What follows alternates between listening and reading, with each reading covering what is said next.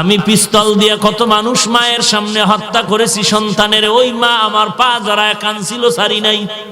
এই অবস্থায় আমি কবরে যেতে চাই না, কারণ এই অভিশাপ আমার সন্তানের উপরেও চলে যাবে, মানুষ আমার সন্তানরাও গালি দিবে।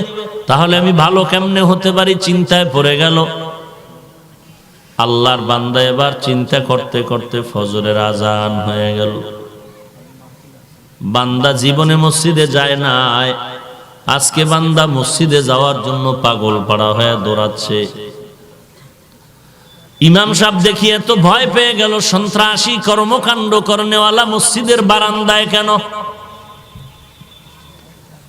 ওই লোকটা বলে, ইমাম সাহেব ভয় পাবেন না, আমি গরম মেজাজ নিয়ে আসি নাই, আপনার কাছে নরম মেজাজ নিয়ে আসি তওবা করার জন্য। ইমাম সাহেব, আমি আজকে থেকে নামাজ পড়া শুরু করব, তওবা করায় দেন। ইমাম সাহেব তাকে তওবার জন্য আগে ওযু শিখাই দিলেন। বান্দা ওযু করলো আর বললেন নামাজ পড়ো, আর গভীর রাতে আল্লাহর কাছে কান্না করো, আল্লাহ মাফ করে দিবেন। কারণ আল্লাহর মতো দয়াময় কেউ নাই। সন্তান হাজার অন্যায় করে মা বাবার কাছে ক্ষমা চাইলে, চোখের পানি দেখলে মা বাবার দয়া হয়ে যায়। দুনিয়ার ছাত্ররা যদি অপরাধ করে, চোখের পানি ছেড়ে ওস্তাদের সামনে দাঁড়ায়, মায়া হয়ে যায়। ওই মা বাবার থেকে, ওস্তাদদের থেকে আল্লাহর মায়া কি কম? আল্লাহর কাছে বান্দা যদি কান্না করো, আল্লাহর কেন দয়া হবে না, মায়া হবে না? আল্লাহ বলেন তওবা কর, আমি জীবনের সব গুনাহ মাফ করে দিব। ইমাম সাহেব বলে, তুমি গভীর রাত্রে ঘরের মধ্যে এক কর্নারে ওযু করিয়া আল্লাহর কাছে কান্না করতে থাকো। আল্লাহর বান্দা বাড়িতে ইমাম সাহেবের পরামর্শ নিয়ে বাড়িতে গেল। রাতের গভীরে, ফজরের আগে, তাহাজ্জুদের সময়, ভোর রাতে উঠে ওযু বানাইয়া যায় নামাজ বিছায়, কান্নার আওয়াজ, এত পরিমাণে কান্না, হঠাৎ গাইবি আওয়াজ, এই বান্দা আর কাঁদিস না, তোর নাম জাহান্নামের খাতায় লেখা হয়ে গেল। আল্লাহর বান্দা এই কথা শুনে আবার কান্না শুরু করলো। স্ত্রী ডাক দিয়া কয়, ও স্বামী আমার, কান্না করে কি লাভ? গাইবি আওয়াজ আসলো, নামটা তো জাহান্নামের খাতায় লেখা। আল্লাহর বান্দা বলে, ও বিবি বলো, এই দরওয়াজা ছাড়া আর কোনো দরওয়াজা আছে নাকি? বলে, না, আর কোনো দরওয়াজা নাই। বলে, তা আমার দায়িত্ব কান্না করার, আমি করতেই থাকবো। ক্ষমা হবে কি হবে না, এটা আল্লাহ পাকের ব্যাপার। এই ভাবিয়া বান্দা আবার কান্না শুরু করলো। কান্না বন্ধ করে লাভ নাই। এমন কান্না দিল, কিছুক্ষণ পর আবার গাইবি আওয়াজ আসলো, ওরে আমার গোলাম, আর কাঁদবি না, তোর নামটা এখন জান্নাতের খাতায় লেখা হয়ে গেছে। এরে নবীর উম্মতের দল, আল্লাহর মোহাব্বত নিয়ে চোখের পানি ছেড়ে তওবা করো আল্লাহর কাছে। আল্লাহর মতো দয়াময় কেউ নাই। গুনাহ নিয়ে কবরের দিয়ে যায় না রে বাবা। মনে মনে ভাবতেছো আরো 20 বছর বাঁচবো, তারপরে মরণ হবে। না রে আল্লাহর গোলাম, এখানে বসছেন, ঘর পর্যন্ত উঠিয়া যাওয়ার গ্যারান্টি কারো হাতে নাই। অতএব তওবা করে নাও রে যুবক ভাই। আপনার মতো যুবক সন্তান ড্রাইভারি করে, চাকরি করে, ব্যবসা করে, 1 টাকাও হারাম খায় না, 5 ওয়াক্ত নামাজ পড়ে। আপনার মতো যুবক স্কুল কলেজে লেখাপড়া করিয়াও নামাজ ছাড়ে না। কিয়ামতের ময়দানে তারে আপনার সামনে দাঁড় করায় যদি জিজ্ঞেস করো, নামাজ ছাড়ে নাই, তুই কেন নামাজ পড়লি না, কি জবাব দিবা? আল্লাহর কাছে তওবা করো, হে মালিক, জীবনে গুনাহ করব না, আর নামাজ ছাড়ব না, মা বাবাকে কষ্ট দেব না, জীবনে আর কোনোদিন নবীর সুন্নতের বিপরীত চলবো না। আজ আমি গুনাহ থেকে তওবা করে নিলাম রে আল্লাহ, তুমি আমাকে মাফ করে দাও। কারণ তওবাকারীকে আল্লাহ এত বেশি মায়া করেন।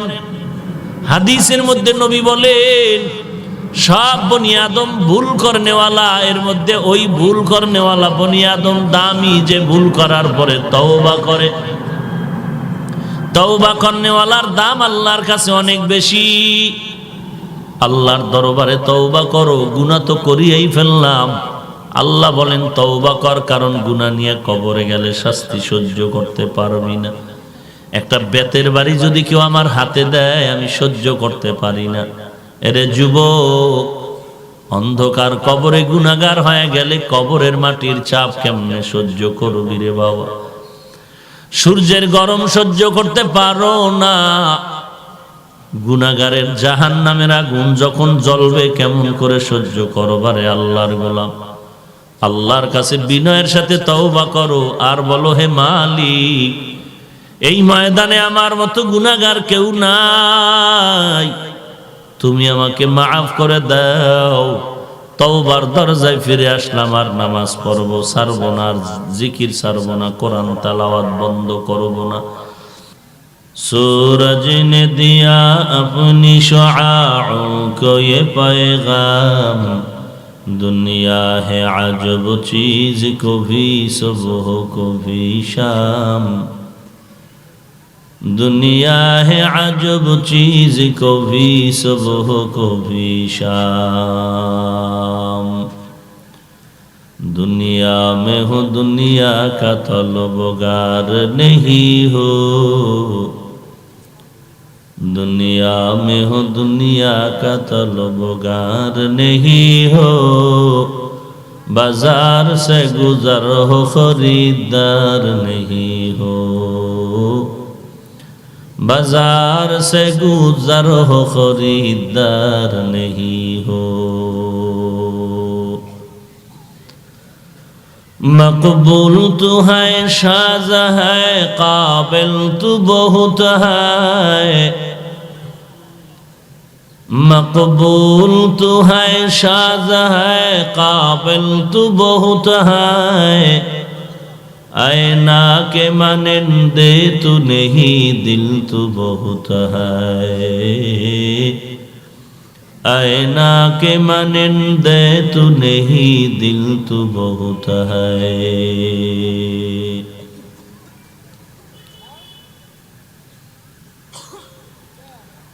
জামিয়া মদিনাতুল উলুম আসাদ জাহানারা মাদ্রাসা ও এতিমখানা কর্তৃক আয়োজিত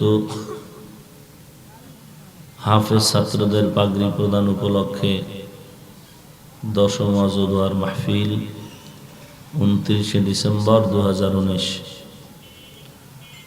মহতী এই মাহফিলে উপস্থিত মোহতারাম সম্মানিত সভাপতি, প্রধান অতিথি, বিশেষ অতিথিবৃন্দ,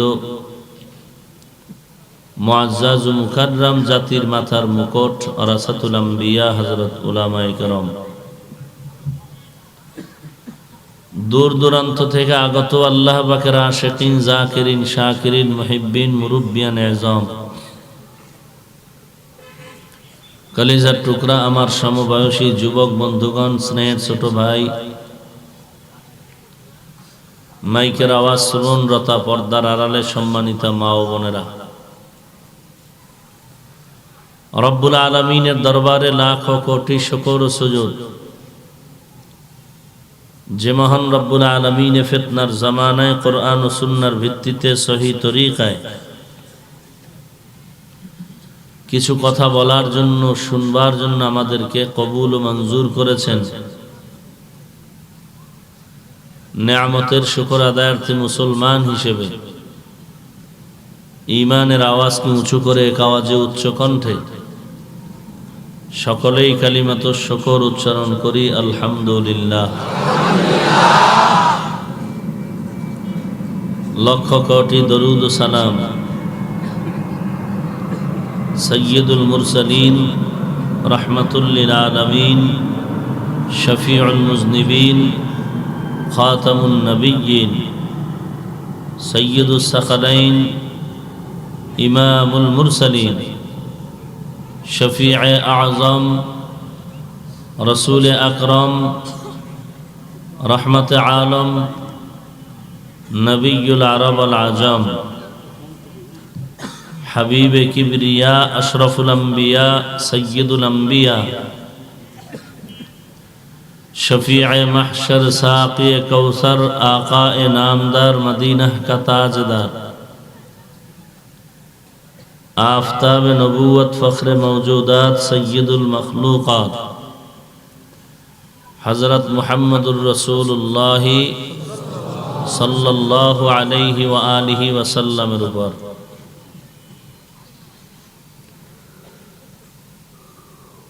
সর্বোপরি শুকর যাদের অক্লান্ত পরিশ্রমের মাধ্যমে আজ এই সুন্দর আয়োজন, সময় পরামর্শ অর্থ দিয়ে দোয়া করে উপস্থিত হয়ে মাইক লাইট প্যান্ডেলের ব্যবস্থাপনার মাধ্যমে সহযোগিতার হাত যারা বাড়িয়েছেন, প্রত্যেককেই আল্লাহ রাব্বুল আলামিন এই দ্বীনের খেদমতের বিনিময়ে দুনিয়াতে শান্তি, পরকালে চিরমুক্তির ব্যবস্থা করে দিন।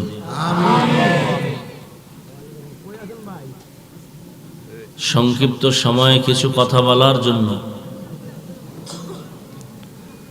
কোরআনে হাকিমের এক আয়াতে কারিমা তিলাওয়াত করেছি। বিশ্বনবী, শেষ নবী, মহানবী, শ্রেষ্ঠ নবী সাল্লাল্লাহু আলাইহি ওয়া আলিহি ওয়াসাল্লামের অসংখ্য অগণিত অমীয় বাণী, পবিত্র হাদিস শরীফের মধ্য থেকে একটি হাদিস পড়েছি। আয়াত ও হাদিসের আলোকে কিছু কথা ইখলাসের সাথে রুহানিয়াতের সমন্বয় আমাকে বলার মতো, আপনাদের শুনবার মতো হিম্মত, ধৈর্য, তৌফিক আল্লাহ পাক দান করুন।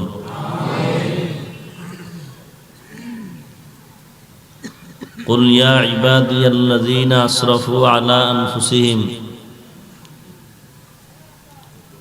হে রসুল করিম সাল্লাল্লাহু আলাইহি ওয়া আলিহি ওয়াসাল্লাম, উম্মতকে বলেন,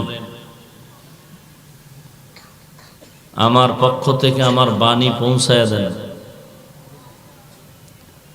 ইয়া ইবাদি, হে আমার প্রিয় বান্দা বান্দিগণ, আল্লাযীনা আসরাফু আলা আনফুসিহিম, তোমরা যারা অন্যায় করে গুনাহের দ্বারা নিজের নফসের উপরে জুলুম করেছো, লা তাকনাতু মির রাহমাতিল্লাহ, তোমরা আল্লাহ পাকের দয়া, করুণা, রহমত থেকে নিরাশ হয়ে যেও না।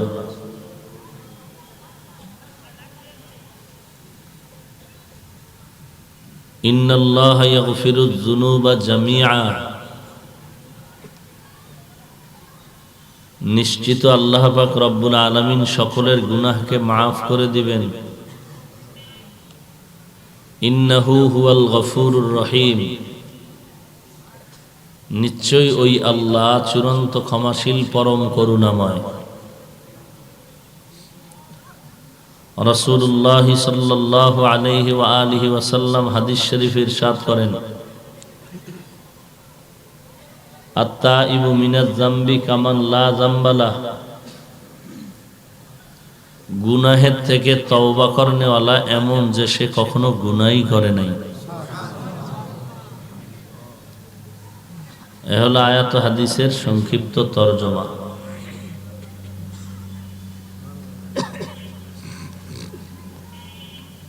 আল্লাহ পাক আয়াত এবং হাদিসের মাধ্যমে গোটা জাতিকে তওবার পথে আহ্বান করছেন।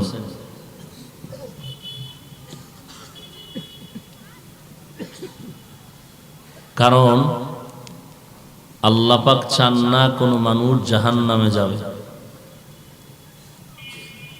কেন চান না? বলে এই মানুষ হলো আল্লাহর প্রিয় এবং সৃষ্টির শ্রেষ্ঠ মাখলুক। কেমন শ্রেষ্ঠ যে এদের মতো দামি আর কেউ নেই। ওয়ালাকাদ কাররামনা বানি আদম ওয়া হামালনাহুম ফিল বাররি ওয়াল বাহরি ওয়ারাযাকনাহুম মিনাত তাইয়্যিবাত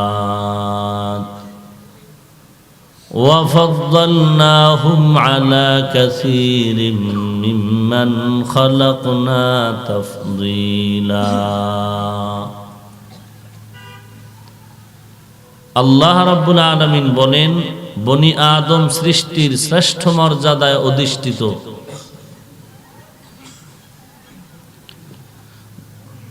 পানিতে, সমতল ভূমিতে, জঙ্গলে, সর্বাবস্থায় সর্বক্ষেত্রে তাদের মর্যাদা আমি সবার উপরে দিয়েছি,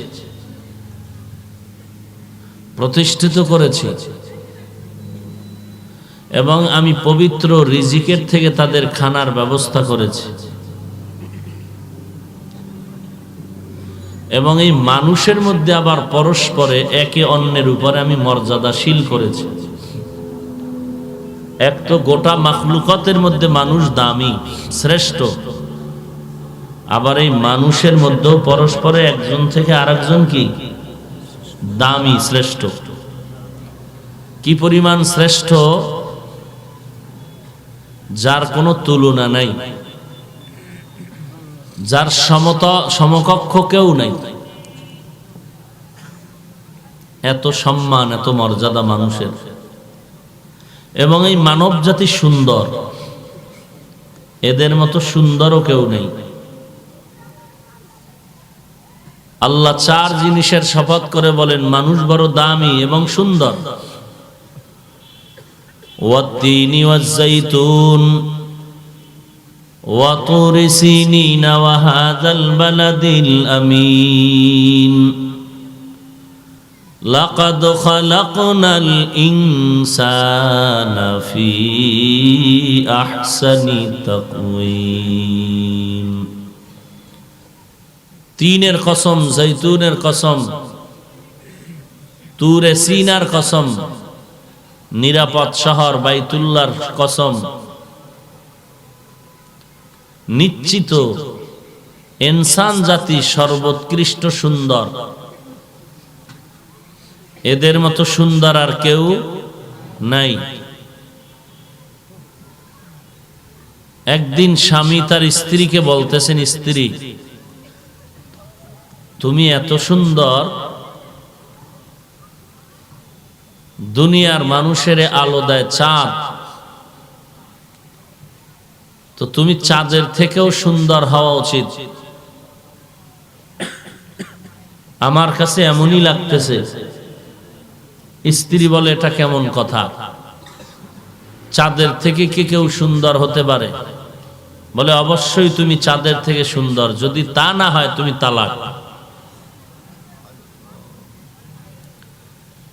এখন চিন্তায় পড়ে গেল, চাঁদের থেকে তো সুন্দর হওয়া সম্ভব না। ওলামাদের কাছে গেলেন সমাধানের জন্য, সবাই একই ফতোয়া দিলেন, স্ত্রী তালাক হয়ে গেছে, কারণ চাঁদের থেকে সুন্দর হওয়ার কল্পনাই করা যায় না। লোকটা মন বেজার করে যাচ্ছিল, আর হঠাৎ রাস্তার মাঝে ইমামে আজম আবু হানিফার সাথে মোলাকাত হল। তিনি বললেন, মন বেজার কেন? বলে, এই হালাত, কথায় কথায় যা বলেছি আমার স্ত্রী তালাক হয়ে গেল। ইমামে আজম এখনো তিনি পরিপূর্ণ বয়সে উপনীত হননি।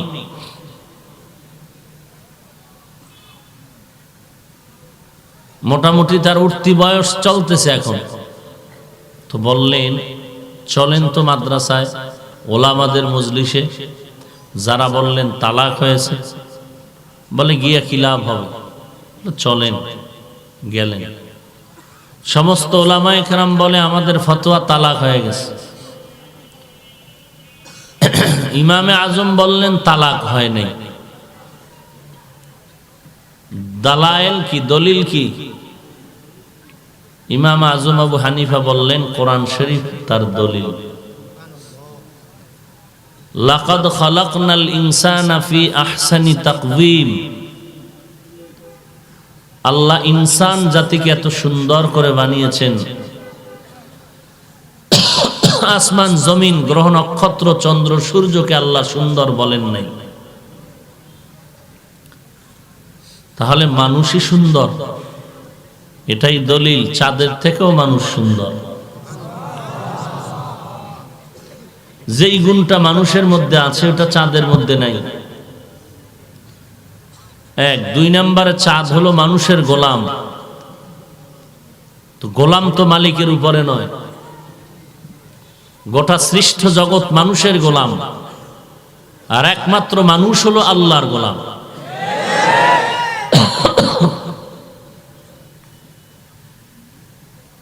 ইমামে আজম মাসআলা ইস্তেমবাত করে দিলেন।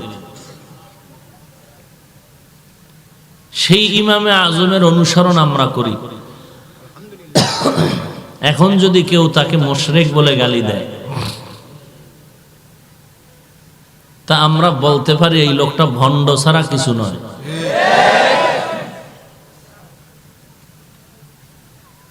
বর্তমান উম্মতেরা অতীতের ওলামায় অতীতের মানুষকে গালি দিবে, এটা কিয়ামতের আলামত।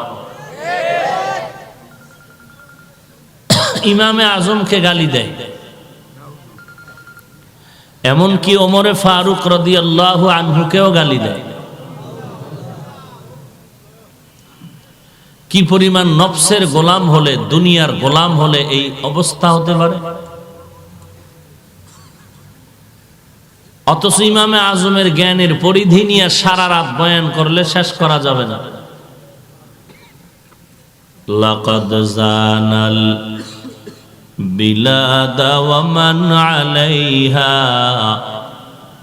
ইমামুল মুসলিমিনা আবু হানিফা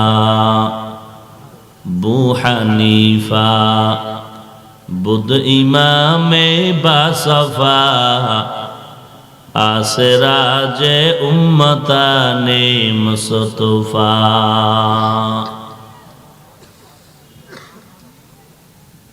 কত বড় জ্ঞানের অধিকারী ইমামে আজম।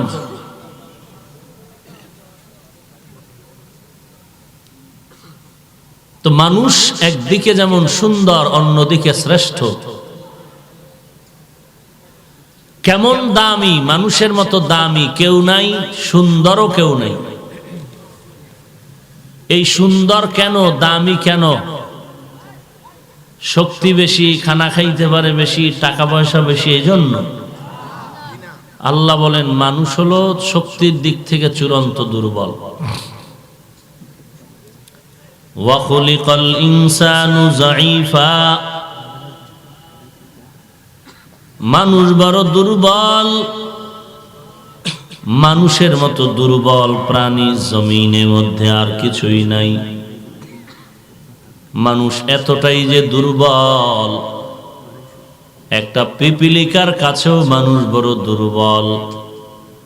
মানুষের নিজ হাতে বানানো একটা বেলেটের কাছেও মানুষ বড় দুর্বল। মানুষের মতো দুর্বল যেমন কেউ নাই, দামি তেমন কেউ নাই। এই মানুষ আল্লাহর কাছে দামি হওয়ার কারণ হলো একমাত্র দুর্বলতাটাই দামি হওয়ার কারণ। ঘরের মধ্যে দেখবেন বড় সন্তানও আছে, ছোট ছোট বাচ্চা, শিশু বাচ্চাও থাকে।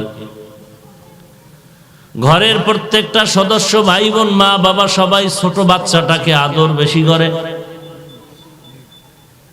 কোথাও গেলে সতর্ক, এই বাচ্চার দিকে নজর রাখো। ছেলে মেয়েকে বলে বাচ্চার দিকে নজর রাখো, স্ত্রী স্বামীকে বলে বাচ্চার দিকে নজর রাখো। সবাই বাচ্চাটার দিকে নজর রাখার মানে কি? বাচ্চা বড় ডাকাত। বাচ্চা ডাকাত না, সন্ত্রাসীও না, তো নজর কেন রাখবে? বলে এটা দুর্বল, দাঁড়াতে পারে না, হাঁটতে পারে না, হঠাৎ হোঁচট খেয়ে যদি পড়ে যায়। সবাই সতর্ক দৃষ্টি রাখো, বাচ্চা দুর্বল। আর এই দুর্বলতাটাই হলো ভেতরে সকলের থেকে তার মায়া বেশি। আল্লাহ বলেন জমিনের মধ্যে, আসমানের মধ্যে যাহা কিছু আমি আল্লাহ বানাই না, এর মধ্যে মানুষ বড় দুর্বল, মানুষ বড় সুন্দর, মানুষ বড় শ্রেষ্ঠ। এই দুর্বলতার কারণে আমি আমার বান্দাগুলোকে এত মায়া করি, যেই মায়া আমি অন্য মাখলুকাতের করি না। কারণ সব মাখলুকাত বানাইলাম আমার বান্দার গোলাম, আর আমি আমার মানুষগুলো বানাইলাম আমার একমাত্র আল্লাহর গোলাম। আল্লাহ তাআলা সব মানুষকে আপন করে ডাক দিলেন, ইয়া ইবাদি, হে আমার প্রিয় বান্দা বান্দিগণ। আল্লাহ যদি মুমিন বলে ডাক দিতেন বেঈমান বাদ হয়ে যেত। তওবার দরজা থেকে বেঈমানেরা বিমুখ হয়ে যেত। আল্লাহ তওবার পথে আহ্বান করতে গিয়ে এমন একটা শব্দ ব্যবহার করলেন, ইয়া ইবাদি, হে আমার প্রিয় বান্দা বান্দিরা। আসমানও আল্লাহ বানাইছেন, জমিনও আল্লাহ বানিয়েছেন, পাহাড় আল্লাহ বানিয়েছেন, সব আল্লাহ বানিয়েছেন। আল্লাহ কখনো বলেন না আমার আসমান, আমার জমিন, আমার চন্দ্র, আমার সূর্য, আমার চাঁদ, আমার পাহাড়, আমার পানি, আমার মাছ, আমার গাছ। আল্লাহ শুধু বান্দাদের ডাকলেন, ইয়া ইবাদি, হে আমার বান্দা বান্দিরা। সূর্য আল্লাহ বানিয়েছেন কিন্তু বলেন না আমার সূর্য। চাঁদ আল্লাহ বানিয়েছেন, বলেন না আমার চাঁদ। মানুষকে কেন বললেন তোরা আমার বান্দা? সন্তান আমার সামনে দাঁড়িয়ে আছে, জামা কাপড় পরা। কেউ যদি বলেন হাফিজ ভাই, সন্তানের জামা হাতে নিয়ে বলেন এ জামাটা কার? আমি বলবো এটা আমার না। কে বানায় দিয়েছে? আমি বলবো আমি। টাকা দিয়েছে কে? আমি। তো কেন বললেন আপনার জামা না, আপনার না? আমি বলবো জামাটা আমি টাকা দিয়েছি, আমি কিনে দিয়েছি, কিন্তু আমার জন্য বানাই নাই। জামাটা আমার সন্তানের, সন্তান হলো আমার।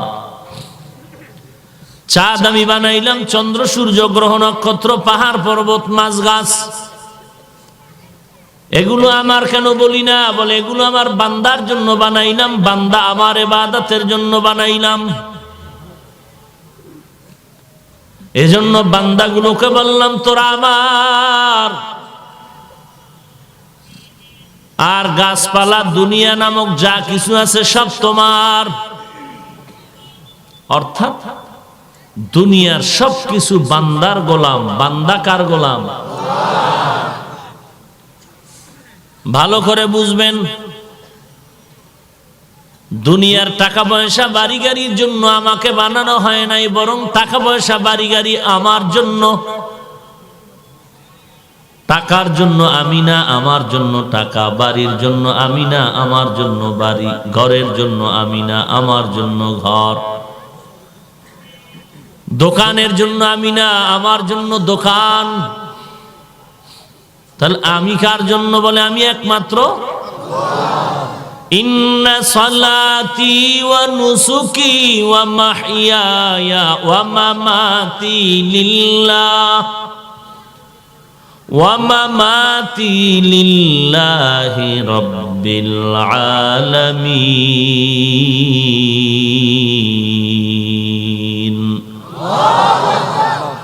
रंगे तक़वा रंगे सिद्क़ रंगे दीन ताअबद बाकी बुअद बर आबदीन। আমার নামাজ, আমার কুরবানি, আমার মরে যাওয়া, বেঁচে থাকা সব একমাত্র কার জন্য? আমি বয়ান করি আল্লাহর সন্তুষ্টির জন্য, বয়ান শুনি আল্লাহর সন্তুষ্টির জন্য। এরে নবীর উম্মতের দল, দুনিয়ার সব আমার গোলাম, আমি দুনিয়ার কোনোটার জন্য গোলাম না। অতএব টাকা আমার জন্য, বাড়ি আমার জন্য, ঘর আমার জন্য, দুনিয়া আমার জন্য, আমি দুনিয়ার জন্য না। ফলাফল কি দাঁড়ালো? দুনিয়ার সব আমার গোলাম, ও তো আমাকে খুঁজবে। আমি টাকা খুঁজবো না, টাকায় আমাকে খুঁজবে। আমি বাড়ি খুঁজবো না, বাড়ি আমাকে খুঁজবে। আর আমি বান্দার কাজ হলো আমি আল্লাহকেই সদা খুঁজবো। দুনিয়ার সব আমাকে খুঁজবে, আমি কাকে খুঁজবো?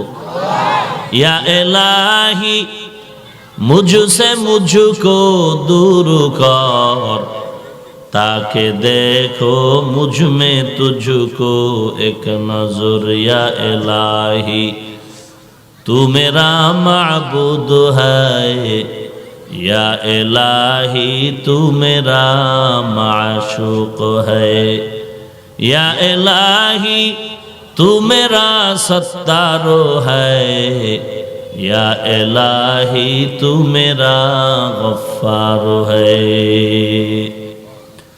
قل يا عبادي الذين أسرفوا على أنفسهم لا تقنطوا من رحمة الله إن الله يغفر الذنوب جميعا إنه هو الغفور الرحيم।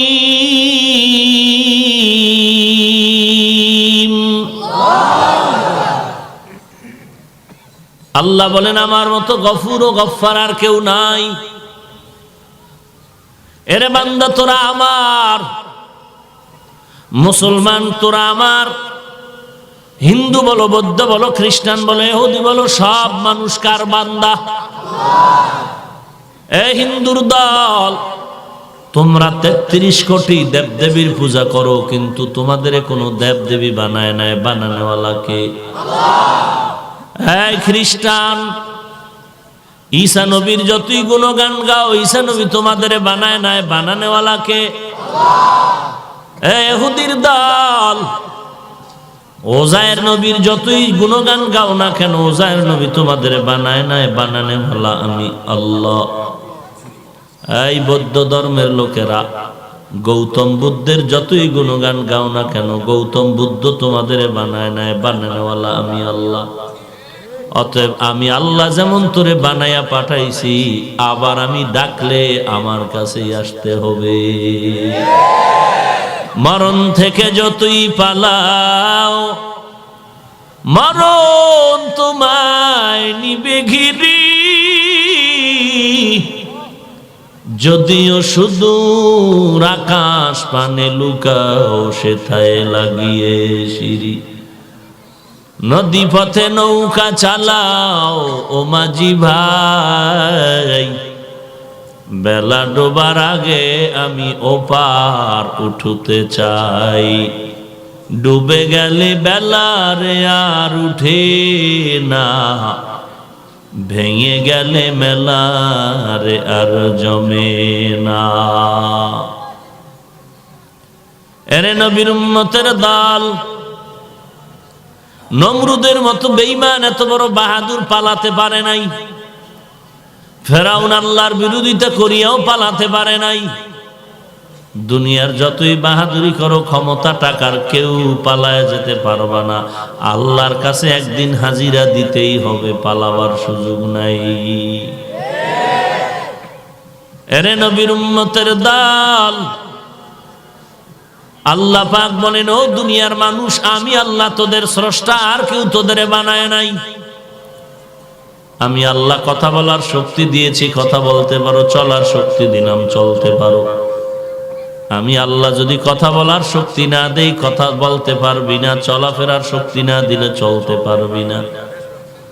অতএব আমি আল্লাহর দিকে ফিরে আয়, যারা শয়তানের ধোকায় পড়ে গুনাহ করেছ। আমি আল্লাহ তওবার পথে ডাকলাম, আয়। আমি আল্লাহর দরবারে গুনার কথা স্মরণ করে চোখের পানি ছেড়ে তওবা কর। চোখের পানি ছেড়ে যদি তওবা করো, গালের নিচে পানিটা যাওয়ার আগেই সব গুনাহগুলো মাফ করে দিব। আয় বেরাদার দূরে বাসা জিয়ারে বদ, ইয়ারে বদ বত্তর বুয়াদ মারে বদ, মারে বদতন তোরা বর যা জানাদ, ইয়ারে বদ বর জানে ইমানত জানাত। আল্লাহ পাক তওবার পথে বারবার ডাকলেন কেন? হিন্দুদেরও তওবার পথে ডাকলেন, বৌদ্ধদেরও ডাকলেন, খ্রিস্টানদেরও তওবার জন্য ডাকলেন। কারণটা কি? কারণ হলো আল্লাহ চান না তার হাতে গড়া বানানো বান্দাগুলো কেউ জাহান্নামে যাবে। হাদিসের মধ্যে নবী বলেন, জমিনে যত মানুষ এসেছে, আসতেছে, আসবে, সবার জন্য জান্নাতে একটা ঘর বানানো আছে। ফেরাউনের নামে জান্নাতে ঘর, নমরুদের জন্য জান্নাতে ঘর, সাদ্দাদের জন্য জান্নাতি ঘর, কিন্তু কোরআন হাদিস রিসার্চ করে যেটা ফলাফল এলো, কোনো বেঈমান জান্নাত পাবে না। জান্নাত পাওয়ার জন্য একমাত্র ঈমান ছাড়া পাওয়ার কোনো সুযোগ নাই। হিন্দু থাকো, বৌদ্ধ থাকো, যার যার ধর্ম পালন করো, তবে আমার দরবারে আসলে জান্নাত পেয়ে যাবে। এই কথাটা কি কোরআনের পক্ষে না বিপক্ষে? যেই নামের ভণ্ড পীর দাবিদার কোরআনের বিপক্ষে কথা বলে, এই বান্দা পীর হবে দূরের কথা, মুসলমানই তো হতে পারলো না। মুসলমানি বুয়াদ গরদান নেহাদান, এনানে খুদ বদস্তে খাজাদান, গর্ব সুরাত আদমি এনসাবুদে, আহমদ বু জাহলো হাম এক সাবুদে।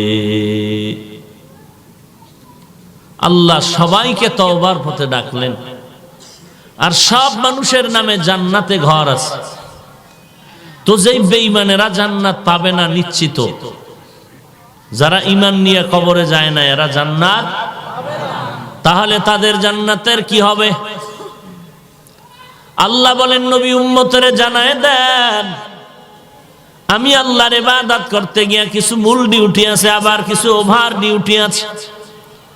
প্রত্যেক মুমিনদের জন্য বছরে একবার রমজানে রোজা রাখা মূল ডিউটি, অন্যান্য সময় রোজা রাখা ওভার ডিউটি। প্রত্যেক মুমিন মুমিনাতের জন্য দৈনিক 5 বেলার নামাজ পড়া মূল ডিউটি, অন্য নামাজ পড়া ওভার ডিউটি। ধনী মানুষের জন্য বছরে একবার যাকাত দেওয়া মূল ডিউটি, অন্য সময় দান করা ওভার ডিউটি। জীবনে একবার ধনী মানুষ সমর্থবানের জন্য হজ করা মূল ডিউটি, অন্য সময় হজ করা হলো ওভার ডিউটি। যারা আমার মূল ডিউটি ঠিক মতো আদায় করবে, আমি আল্লাহ তাদেরকে তো এমনে জান্নাত দিব।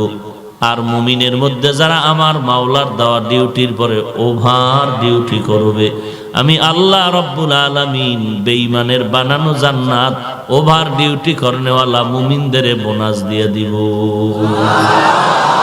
বেহেশত আযাকে আযারে নবাশত, কাসে রাবা কাসে কারে নবাশত। আল্লাহ বলেন, আমি চাই না আমার বান্দা কেউ জাহান্নামে যাক। এজন্য আমি তওবার পথে ডাকলাম, আয় তওবা কর। যারা গুনাহ করিয়া শয়তানের ধোকায় পড়ে জুলুম করেছো, তওবা করো। এরে নবীর উম্মত, তওবা করার মতো যদি করো, গুনাহের খাতার থেকে নাম কেটে যাবে, জান্নাতের খাতায় নাম উঠে যাবে।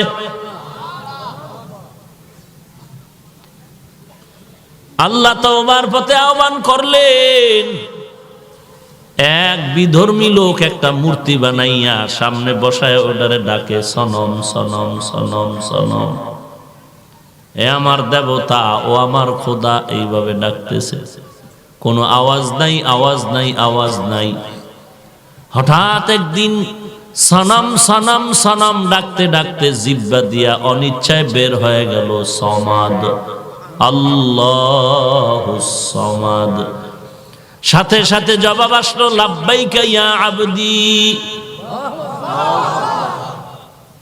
আল্লাহর বান্দা চমকে গেল, এত বছর সনম সনম বলে ডাকলাম, কোনো আওয়াজ নাই, আজকে সমাদ শব্দ বের হয়ে গেল। কে আমাকে বলে তুই আমারে ডাকো কেন? কে আপনি? বলে আনা রব্বুক, আমি তোর রব। বলে এতদিন ডাকলাম, এতদিন জবাব পেলাম না, আজকে সমাদ শব্দের ডাক পেলাম, জবাব পেলাম। বলে তুই এতদিন সনম বলে ডাকছো, সনম তো তোরে বানায় নাই, বানানেওয়ালা তো তোর রব। ওই রবেরে তুই ডাকবি, আমি তোর দিকে তাকায়ছিলাম, কখন তুই একটা আল্লাহ বলে জিহ্বাটা দিয়ে ডাক দিবি। এরে বান্দা, তুই আব্বাকে ডাকো, মাকে ডাকো, বাধা নাই। মাঝে মাঝে তুই জবানটা দিয়ে আল্লাহর মোহব্বতে আল্লাহকে ডাকবি। একটা মনের মতো যদি ডাক দাও, আমি আল্লাহ তোর ডাকের কারণে সব গুনাহগুলো মাফ করে দিব। তুই যখন মাকে মা বলে ডাক দাও, মায়ের কলিজা ঠান্ডা হয়ে যায়। বাবাকে আব্বা বলে ডাক দাও, বাবার কলিজাটা ঠান্ডা হয়ে যায়। তোর মা বাবায় তো তোরে বানায় নাই। কথা বলার শক্তি দিলাম আমি আল্লাহ, হাঁটার শক্তি দিলাম আমি আল্লাহ, সৌন্দর্যর শক্তি চেহারা সুন্দর করে দিলাম আমি আল্লাহ। তোর মা শুধু তোরে লালন পালন করে, একটু কাপড় দেয়, খানা দেয়। তোর বাবা তোরে একটু লালন করে, জন্য মা বাবার পাগল হয়ে গেছে। এরপরও দেখ, তুই একবার ডাক দাও মা, যদি ডাক বন্ধ করো পাগলের মতো হয়ে যায়। কেন সন্তান আমাকে মা বলে ডাক দেয় না? রাতের আধারে মা স্বামীর বিছানায় ঘুমিয়ে, স্বামী ঘুমায়, হঠাৎ দেখে স্ত্রী কান্না করে। আল্লাহর বান্দা বলে, বিবি এই রাতের বেলা কান্না কেন করো? বলে, মনে বড় দুঃখ। কি দুঃখ? বলে, একটা সপ্তাহ হয়ে গেল সন্তান আমাকে মা বলে ডাক দেয় না। তো অসুবিধা কি? এক সময় ডাকবে, সমস্যা কি? ডাকে না কেন? বলে, ওর শাসনের জন্য ধমক দিলাম, অভিমান করে রাগ করে মা কয়া ডাকে না।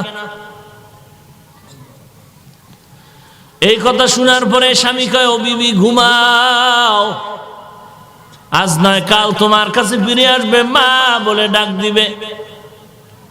মা চোখের পানি ছেড়ে কান্না করে আর বলে, ওরে সন্তান, ও স্বামী আমার, আমার সন্তানের মা ডাকে আমি এত মজা পাই, ওই মজা খানায় পাই না, ঘুমের মধ্যেও পাই না। আল্লাহ বলেন, ওরে গোলাম, তোরে আমি এমন সুন্দর করে ডাক দিলাম, এত সুন্দর করে বানাইলাম, তোর মায়ের থেকে 99 গুণ মায়া আমি আল্লাহর কুদরতের কাছে বেশি। তোর মায়ের যদি ডাক বন্ধ হয়ে গেলে কষ্ট পায়, আমি আল্লাহ কি মনে করো? তোর ডাক বন্ধ হয়ে গেলে আমি আল্লাহ কেন কষ্ট পাবো না? তোর মা ডাক দিলে যেমন খুশি হয়, আমি আল্লাহকে ডাক দিলে কি পরিমাণ খুশি হব চিন্তা করে দেখো। ওই বান্দা সনম সনম ডাকার মধ্যে সমদ শব্দ বলা মাত্র আল্লাহ জবাব দিয়ে দিলেন। আল্লাহ তাআলা বলেন, আমাকে ডাকার মতো ডাকো, তওবা করো। গুনাহ তো করিয়েই ফেলেছো, এখন কি করা যায়? তওবা করো, আমি চাই তওবা করিয়া আমার কাছে কান্না কর, সব গুনাহ মাফ করে দিব, জান্নাতে চলে যাবি। আমি চাই না তুই গুনাহগার হয়ে কবরে আসবি, কারণ কবর বড় ভয়ঙ্কর জায়গা। এখানে ভালো হয়ে আসলে ভালো ব্যবহার পাবি, খারাপ হয়ে আসলে ব্যবহার খারাপ হয়ে যাবে। আল্লাহর নবী বলেন, আল কবরু রাউযাতুম মির রিয়াজিল জান্নাহ ওয়া হুফরাতুম মিন